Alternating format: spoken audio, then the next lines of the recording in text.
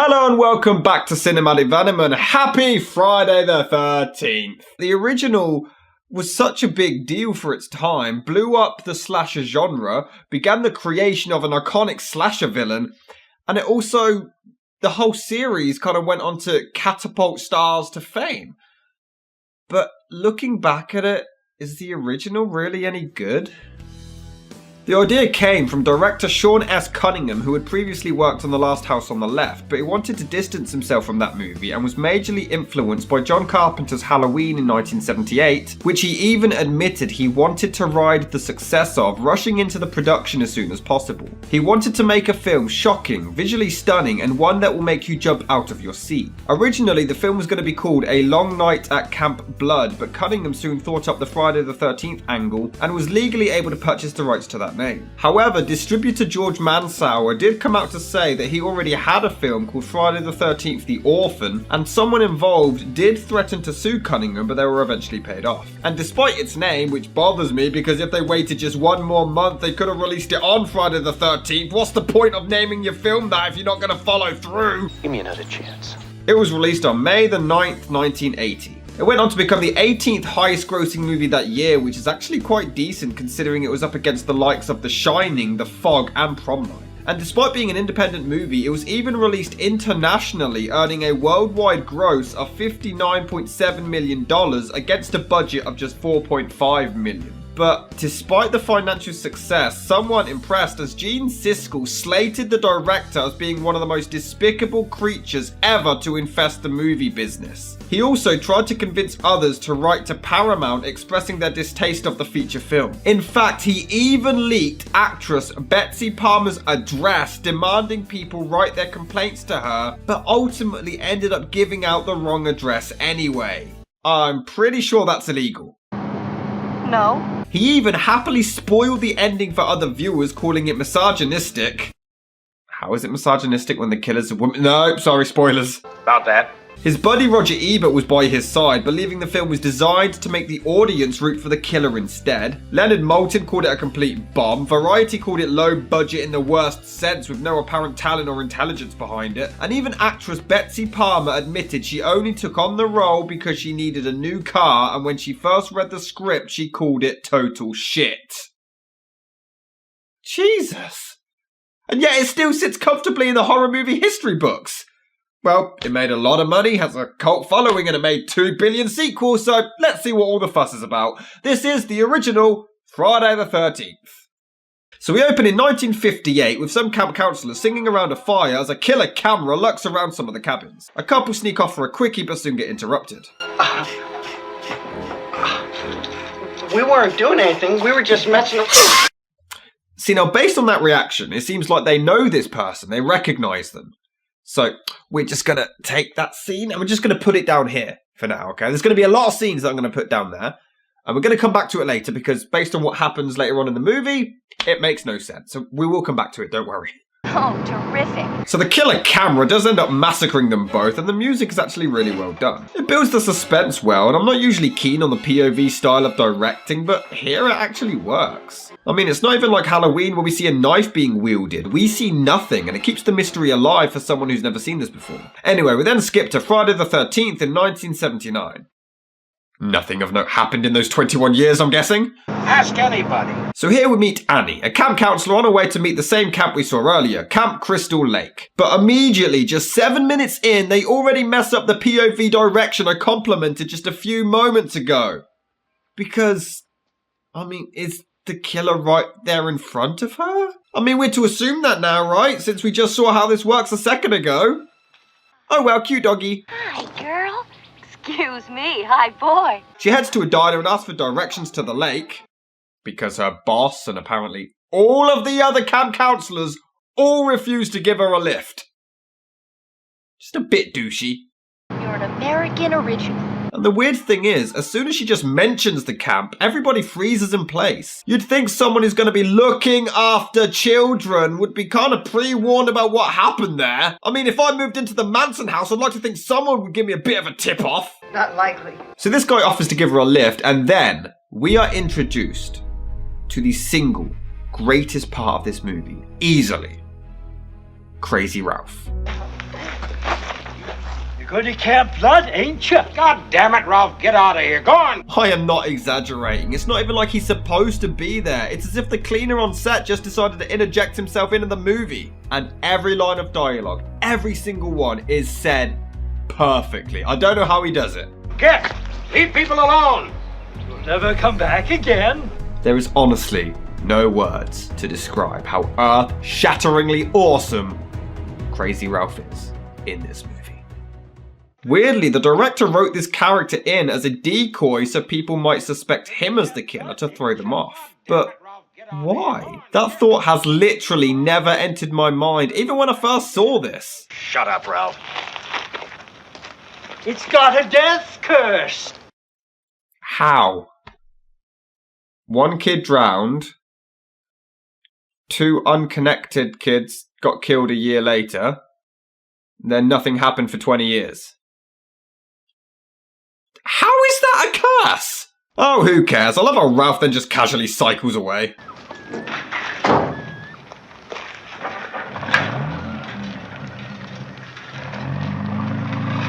God, he's brilliant. That's right. So she explains that she's looking after some kids there and meeting the other counselors at the camp because, I don't know, they're arseholes and one of them is going to be famous in the future, so he's too arrogant to give her a lift. I mean about what happened. No.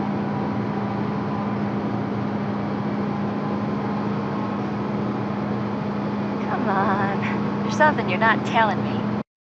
Well, yeah. He literally just said something happened there. Stupid cow. So he reiterates the death curse crap, which makes no sense considering he lambasted Ralph for spreading these stories. I tell you, he's causing problems enough for your boss with all that talk. And now he's doing it. Camp Crystal Lake is jinxed. Did Christy tell you about the 2 kids murdered in 58? Huh? Boy drowning in 57? A bunch of fires? Nobody knows who did any of them. In 1962, they was going to open up. The water was bad. Oh no, that's it. The water is bad. Definitely cursed. Real prophet of doom, ain't he? So he drops her off nearby, and it turns out that Camp Crystal Lake is in New Jersey. No wonder it's cursed. Meanwhile, we cut to some of the other counselors. A young Kevin Bacon, his girlfriend, and Screech Powers' less cooler brother. But what the hell's with the music? Hey, Marcy. You really think there'll be other gorgeous women at Camp Crystal Lake besides yourself? Would you ever suspect that this was from a Friday the 13th soundtrack?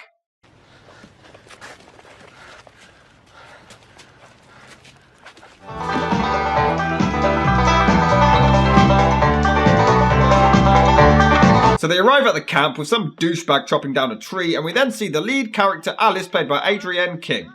So now I should probably explain the traits of these characters and their entire personalities.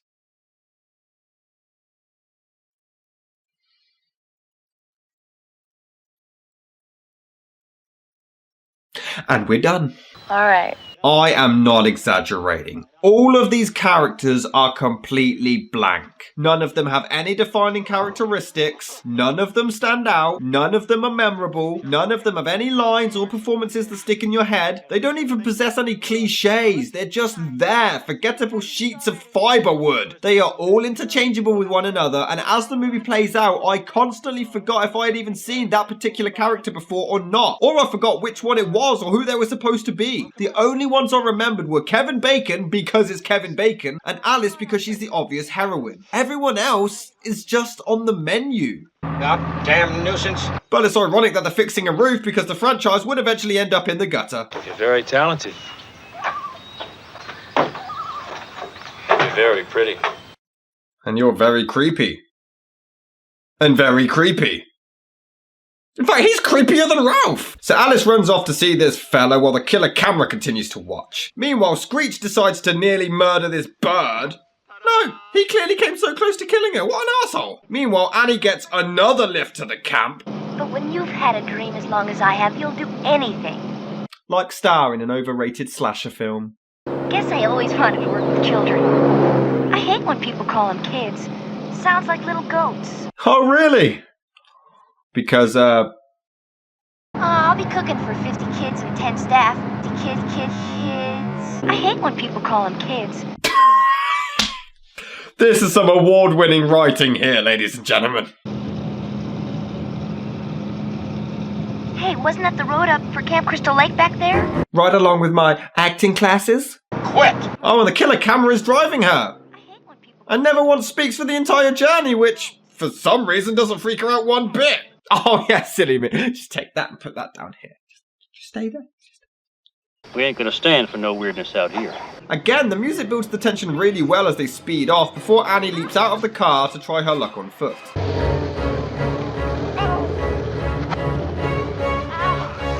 Run, bitch! Run! And despite the killer just casually walking, they somehow catch up, and her throat being slit actually does look awesome on such a low budget and really brutal, so good job, guys. Meanwhile, the councillors chill in the water, the killer camera spies on them. Somehow, considering they just murdered Annie elsewhere. They think they spot the person spying on them, but soon dismiss it before they invent the whole cliche of pretending to drown so they can get CPR. You know, wouldn't it have been just hilarious if they pretended to drown and then Jason actually dragged them under the lake and killed them for real? Thanks. I wish I had more time to do it. So Alice chills in her cabin until, oh hey! What are you doing? There's a snake in here. Why are we in here? Whoa, don't film me now. Yeah, this is now the crisis of the film, and the sad thing is, this wasn't even in the script. The snake genuinely showed up in camp, so they shot this scene. Which means, the script originally had even less conflict.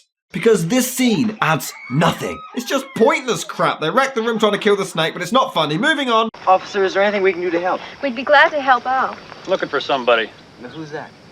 Guy named Ralph. He's trying to improve this movie, and I can't have that. Yes, Ralph is back! Crazy Ralph! Yeah, you improved this film! Why would he come to the place that he said himself was cursed? Let alone lock himself in a pantry? Just... Who cares? Ralph is back! This place is cursed. Cursed. It's got a death curse. Did I mention it's cursed? Cursed, I say! Cursed! I got to warn you. You're doomed to stay. But only one of you will be here for the next film anyway. Cursed! Cursed! You're all doomed. And that is the last we see of Ralph in the entire movie. You know, I can't help but wonder what the hell he's done for the past 20 years since his camp has been shut anyway. I mean, he must have been so bored. Maybe he did bicycle marathons. Hey, what's he talking about? Meanwhile, the power goes out because of course it does. They find the backup generator to boost it back up. Riveting stuff, wonderful. Elsewhere, Kevin Bacon makes out with his girlfriend as Screech watches on. Is he jealous? Does he have a thing for her? I mean, this was never touched upon before or acknowledged. The girl seemed quite comfortable with him as well. I mean, is she a slut and hitting on them both? Where the hell did this come from? I don't know. So he walks around whistling, trying to find a personality before he spots someone who clearly isn't who it's supposed to be, before Bacon's girlfriend tells him this boring-ass story about rain. I've had this dream about 5 or 6 times where I'm in a thunderstorm. Mm-hmm. And it's raining really hard. It sounds like pebbles when it hits the ground. I can hear it. I try to block out the sound with my hands, only it doesn't work. It just keeps getting louder and louder. And then the rain turns to blood. And the blood washes away in little rivers. This is the character development we get in this story, folks. Quit now! So they're about to bang in a horror movie. Not a great plan. Well, the others just kind of sit around. That's nice. Hey, I know what we can do. We're going to play Monopoly. I hate Monopoly. Okay, I am sorry. Anyone who hates Monopoly in my book deserves to die. Not the way I play it, you don't. What? We're going to play strip Monopoly. Oh, never mind, you're forgiven. Yeah, now we're substituting a story with interesting characters to getting tits out. I'll take it. So Bacon continues to pork his girlfriend when we see a corpse on the top bunk that they somehow missed. After they've done the deed, his girl heads off to clean herself up. Blood drips down on Big Kev. The killer then somehow knows it's him, reaches out, somehow knows the perfect place to pierce his throat. And how goddamn long would their arms need to be here? And why wait until after they've had sex? They could have killed them both in one go. They would have came and gone at the same time. Okie dokie. Meanwhile, his lady is having a turd. Girl go pee-pee, not something I want to see. I agree. And this is just too cheesy and cringy, even for me. When I looked into that mirror, I knew I'd always be ugly. I said, Lizzie, you'll always be plain. So she lurks around for a bit, but there's not much suspense, which I don't think the director seems to understand. We can't get invested if we don't know the characters. And if we can't get invested, we're not going to feel the suspense. And if we don't feel the suspense, we're not going to get scared. Halloween, we liked Laurie Strode, so we were invested with her survival. Here, we don't know any of them, so why would we cheer for them to get out okay? It makes no sense. On a plus, this shot of the ex behind her is awesome, but then her acting just ruins it. But the shot of the axe in her face is pretty cool. Oh well, back to tits. But one of them has to leave early, not even putting her clothes back on for some reason, and heads out into the rain. She lurks around for a bit. And a bit more. And a bit more.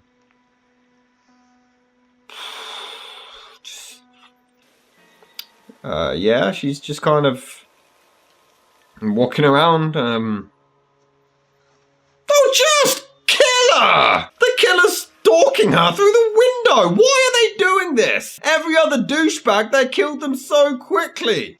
Well, I guess this one was after sex. They at least have some compassion. But there's not been any of this cat and mouse play before, so why now? There's no suspense, there's no characters, just axe her.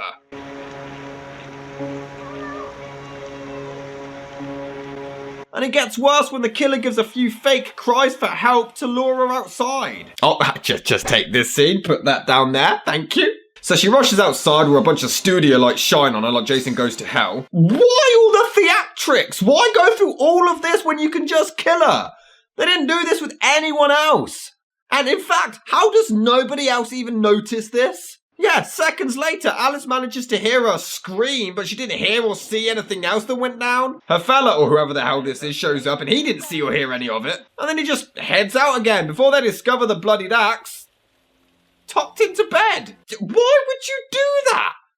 Surely if someone finds it, that's a pretty good self-defense weapon. This killer sucks. I'm not afraid.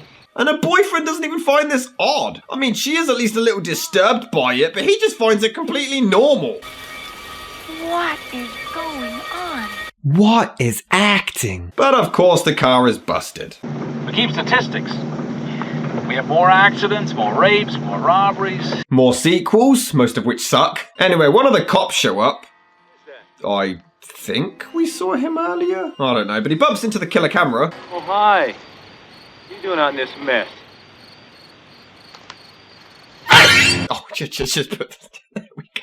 The power gets cut because of course it does. The camera stalks Alice's fella. And then... we watch Alice make coffee. No, literally the entire process. We sit and watch Alice here make a cup of coffee.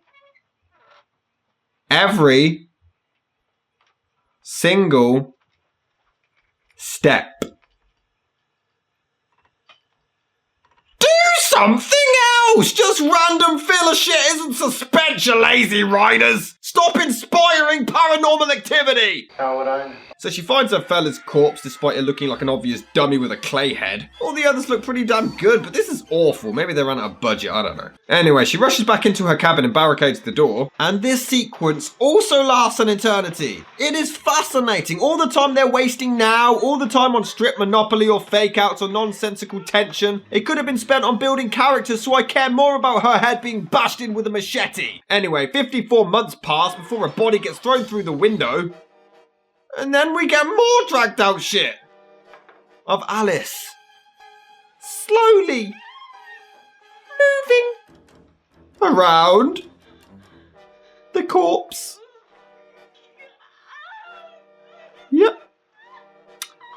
That's all that we're watching.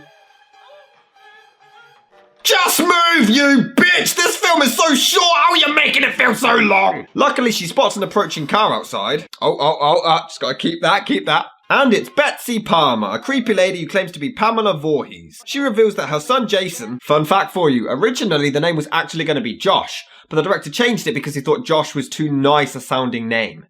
Her son Jason drowned in the lake years ago because the camp counselors weren't paying attention. He wasn't a very good swimmer. Well, only in Freddy vs. Jason. He was a world-class athlete in all the others. Jason was my son, and today is his birthday. Which is ironic because his birthday wouldn't always be on Friday the 13th. But what are the odds? They open the camp again on Jason's birthday. Pamela soon flips out believing Alice is one of the counselors who killed Jason, and it's revealed that she is in fact the killer. Which is an interesting swerve when Jason Voorhees is always known as the slasher of the series, so when you watch these for the first time and expect him, you're caught off guard. But oh no, we gotta go back to these clips down here, shall we? Let's do this. So these kids clearly recognized and knew Pamela. How would they know her? It was a year after her son died, sure, so is she just stuck around and acted perfectly normal until now? And they act like they're in trouble as if she has some authority there too. What's that about? And why doesn't she talk in this car? She clearly raises no suspicions by any of the locals. This girl isn't even local and yet completely ignores her and doesn't even bother attempting to act nice. In fact, why does she drive her away from Camp Crystal Lake? Isn't that her whole thing? To kill people there? Why does she go out of her way to drive her away? Out of her way to drive her... Yeah. Again, she raises no suspicions, clearly proven here when the cop sees her, so why all this bullshit? Why lure people out? Why trick them? Why not just walk in and kill them? It makes no sense for the character. In fact, they clearly say... He's been up there a year fixing up that place. So why didn't she just kill him in the entire year that he was working on the camp? Like, no one would have been around, no one there to stop her. She didn't want the camp opening up. She could have prevented the entire thing. And this means she threw a corpse through the window, then went back out and got in her car just to drive back. And why this whole facade? Why does she suddenly pretend to be nice? She hasn't done this with anybody else in the entire movie. She killed them all right away. She didn't explain her backstory. She didn't act oblivious. She didn't lie to gain their trust. And then she flips out thinking Alice killed Jason, but she didn't do this with anybody else. Literally, this entire plot twist makes absolutely no sense. Come to think about it, this plot twist fucking sucks! But I will admit, Betsy Palmer is actually bone-chilling in this. She is creepy as hell, especially when she says, Kill her, Mommy. Kill her. Okay, that is really disturbing. But Alice fighting elderly Mrs. Voorhees isn't nearly as entertaining as you'd think.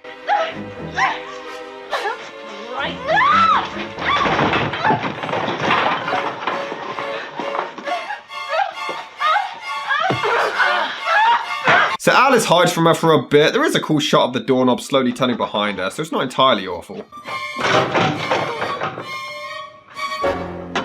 Here's Pammy! The thing is, she sucks at fighting. How the hell has Alice been able to survive so long, but all of the big butch blokes died so easily?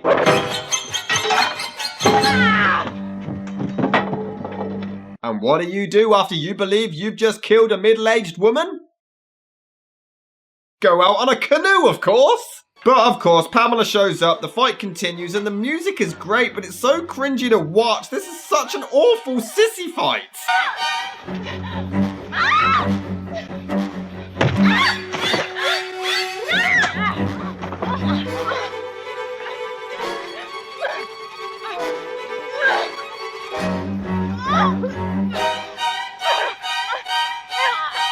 Oh well, she cuts her head off, which does look pretty good, before, again, chilling in the canoe.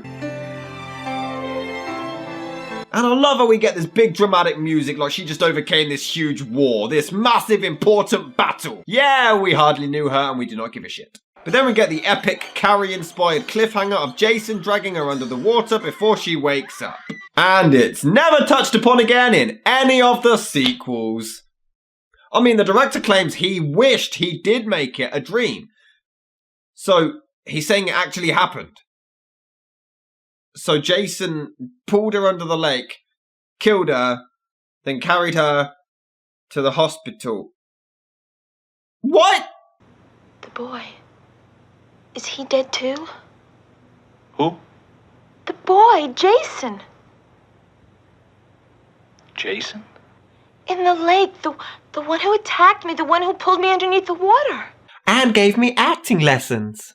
And that was Friday the 13th. Does it still hold up to all of its accolades? No. But it definitely did pave the way. It's clearly trying to be Halloween and failing. The acting is pretty bad, the gore is nice, and I do love the music. Betsy Palmer is a blast, as is Crazy Ralph, but it's just boring. The characters you can't root for or get interested in, and unlike the later sequels, the deaths aren't creative enough to ignore the lack of a story. In fact, the sequels embrace the fact that they have no story because they were continuations. They knew that at that point they were just mindless gore fests with no plot. But this is the first film and it's still doing it. It's the first film and it doesn't even bother trying to start off a coherent story. It's just an overrated slasher that would be improved with its own sequels.